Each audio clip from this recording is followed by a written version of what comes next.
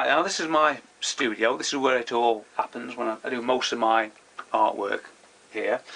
And at the moment I'm currently working on a children's story that was actually written by Sally's dad, my partner's dad.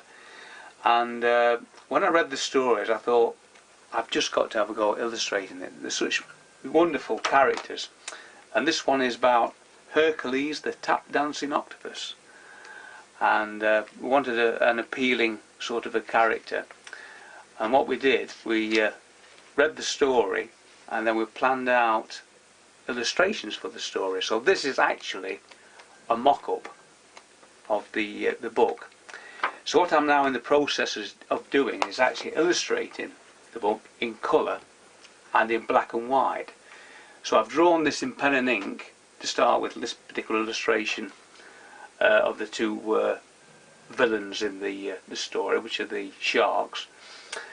I've drawn it in black and white, so with the thought that we might even be able to use it as a colouring book, and then I've painted it for a coloured version of the book. So this is full of wonderful characters, and in fact I'll show you how I go about drawing a character by using a structure. A very simple structure. So if we draw our little octopus, for example, I'll start by drawing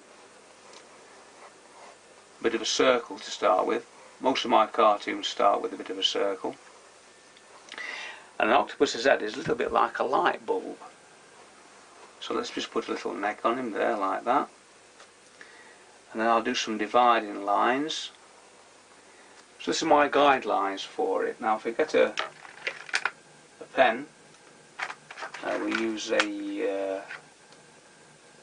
pen for example. We can start putting some features on, like the eyes,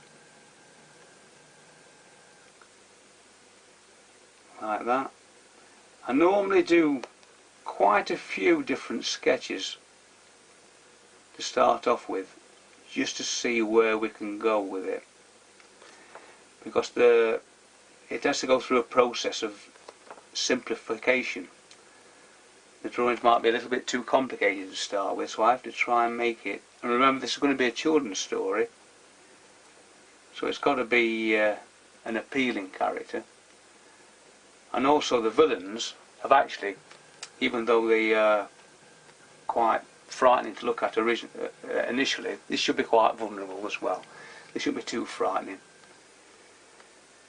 So this is actually a brush pen, so you can get a nice flexible line when you draw. It's quite a modern invention, this is. When I first started I would use pen and ink, which is a dip pen, dipped into Indian ink.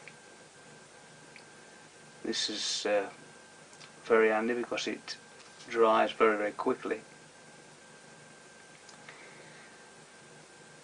So there's the basic shape of the head. We'll put a few straggles of hair, like that, maybe give him a bow tie.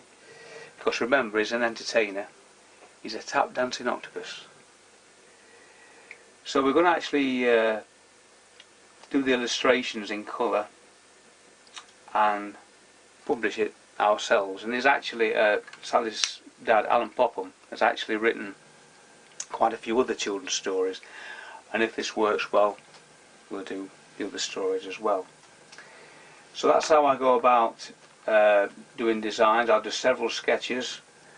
Of course the villains, of course I'll look at photographs of real sharks to see how they actually look, and then try and humanise them in a way where the actual tail can become legs.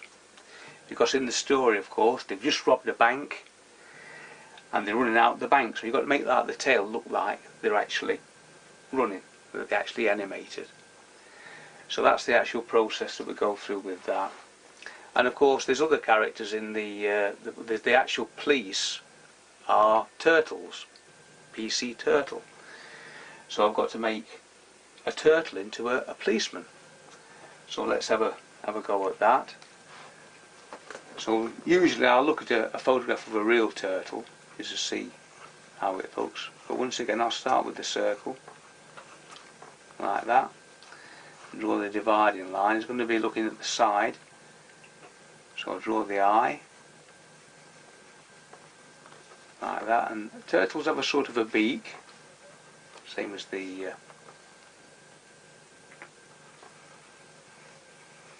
octopus, and something on that lines.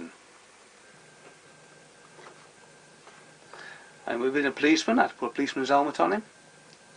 In fact, instead of having a normal emblem on the front of the helmet, I'll put a shell, just to make it a little bit of an undersea type of picture,